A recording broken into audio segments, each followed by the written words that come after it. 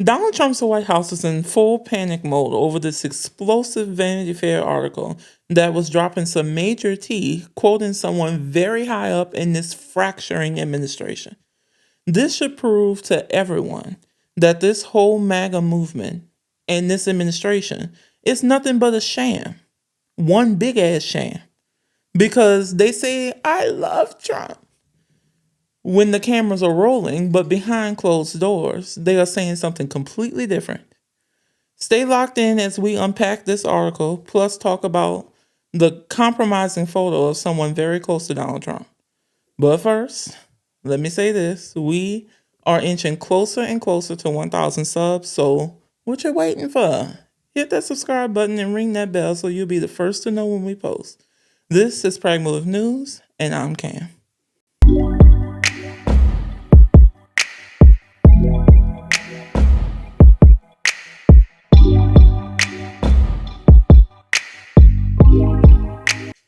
Okay, so this is a Vanity Fair article by Chris Whipple, who was interviewing someone very high up in the Trump administration, higher than Kash Patel, Pete Hegseth, Pam Bondi, and even Stephen Miller. And they are arguably the most powerful person in the White House besides the president himself. Well, in Donald Trump's case, itself. This person is none other than the White House Chief of Staff, Susie Wiles. She done stepped in it. Y'all. I don't know if she knew all of this was on the record, but it was. And all I can say is ketchup was probably hitting the wall in the Oval Office as soon as this went viral. So let's jump in and talk about these quotes in no particular order.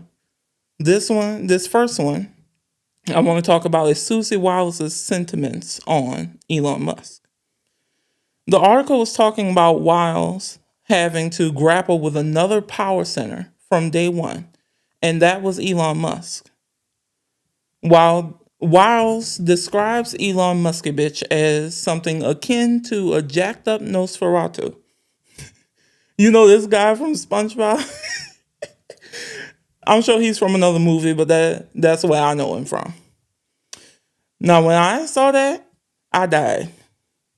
Wiles said in the article, the challenge with Elon is keeping up with him. And he's an avowed ketamine user. Well, that explains this.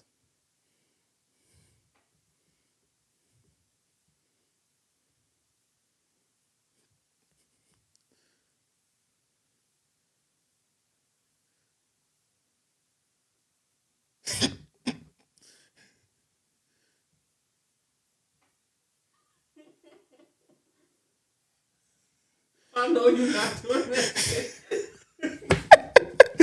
I had to. This motherfucker tripping balls on here. I can't. Oh, she went on to say that he, quote, sleeps in a sleeping bag in the EOB, the executive office building, in the daytime. And he's an odd duck, as I think geniuses are. You know, it's not helpful, but he's his own person. Girl, he is not a genius. He is a high-ass nutcase, in my honest opinion. But he do look like Nosferatu, though. He do. So Lil Marco Rubio and Mr. Couch J.D. Vance wasn't safe from this either. According to this article, I asked Wiles about the remarkable 180-degree conversion from the Secretary of State and the Vice President from fierce Trump critics to high-ranking acolytes and heirs apparent. Trump has floated a Vance-Rubio GOP presidential ticket in 2028. Rubio's transformation was ideological and principle, she said. Quote, Marco was not the sort of person that would violate his principles. He just won't. And so he had to get there. By contrast, she suggested Vance has other motivations. Quote, his conversion came when he was running for the Senate. And I think his conversion was a little bit more political, sort of political. Of course it was political. J.D. Vance is a chameleon. Like all elected Republicans, they will say and do whatever to come out on top. Whether it's true or not, they all for it. Just look at how many times Vance has changed his name. Everything J.D. Vance does gives disingenuous and fake. Now, for a brief moment, I just want to appreciate these pictures that they took for this article because they done fucked over everybody. Oh, Lord. She looked like she just found out that this was on the record. Lil Marco just looked like he don't want to be there. He looked like a turtle by the face. Little ashy ass lips. They ain't have to zoom that far in. Oh my God. Is that herpes? I know you fucking lying. That's what I said first time I saw that picture. That's oh my God. That's a nasty asshole. I'm sorry. I know I'm not supposed to say that. But girl, what the fuck done happened to your upper lip? Now, some people say that's her lip injection mark.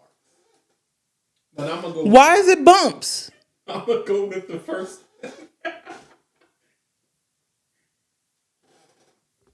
Let's move the fuck on before I get in trouble. Move on, move on, move on. Hell the fuck no. Oh, let me regain my composure. Because that looked like herpes simplex virus type 2. Now, I just want to say this before we move on. Y'all, I'm from New Orleans. Bitch and hoe is a major part of our vocabulary down here. We call people we like bitches and hoes, and we call people we don't like bitches and hoes. It ain't that deep. That goes for all genitors. It really don't matter.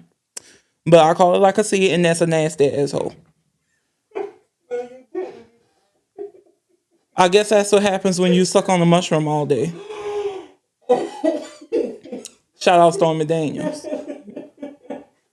She is 20 fucking 8. Can you believe that? She's 20 fucking 8. 4 years older than me.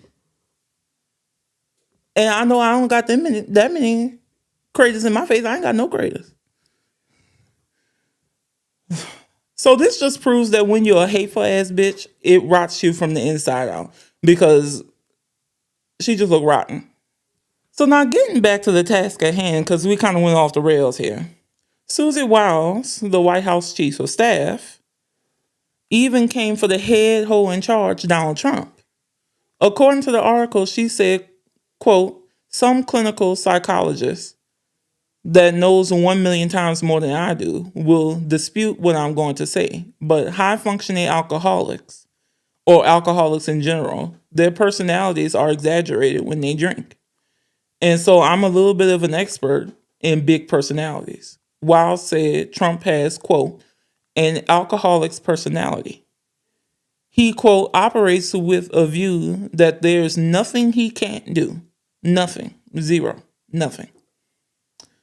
Keith Edwards has a theory on that. Here's what he had to say. Donald Trump, she said that he's an alcoholic. He has an alcoholic's personality. Now, I am someone who is in recovery. I have not had a drink since 2009, and if you're in recovery, you know that there's a thing called a dry drunk where you could potentially stop drinking, but you might still have the personality of someone who has untreated alcoholism, and that seems to be what she's saying. And in this, that's something to think about. Because he always sounds drunk. Y'all, I've been doing this for 64 episodes now. I've had to read what Trump has written and what he has said. And after doing so, I always feel like I've been drinking. Because it's just that bad. Trump thought there was nothing that he couldn't do until the 2020 election. That's why his little fragile ego won't let him accept the results of that election to this day. Donald Trump is drunk all the time without ever taking a drink because he is drunk on himself. He is 50% full of himself and 50% full of shit. The final two things I want to cover has to do with his authoritarian whims. The article goes on to talk about Trump's deployments of the National Guard and whether he will accept that he cannot run for a third term.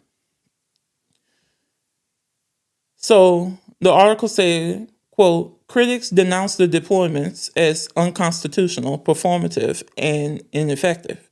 And many fear Trump had another more sinister plan up his sleeve. Will the president use the military to suppress or even prevent voting during the midterms and beyond?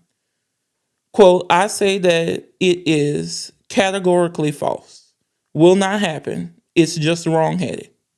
She snapped. Do you understand, quote, do you understand where people who think that are coming from? I asked. Quote, I do a little bit, but not fully.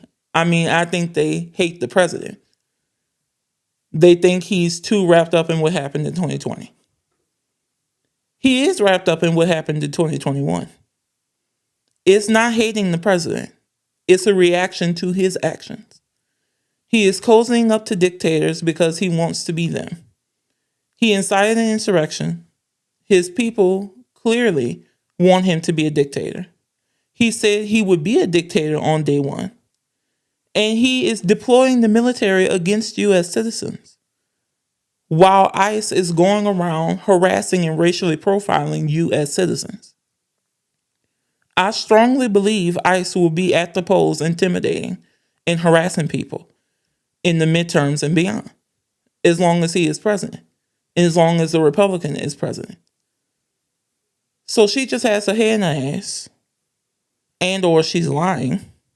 The final part of the article I'm going to talk about is whether Trump is running for a third term. The article went on to say, quote, will the president run for a third term? I asked in November. Quote, no, she said, and then added, quote, but he sure is having fun with it.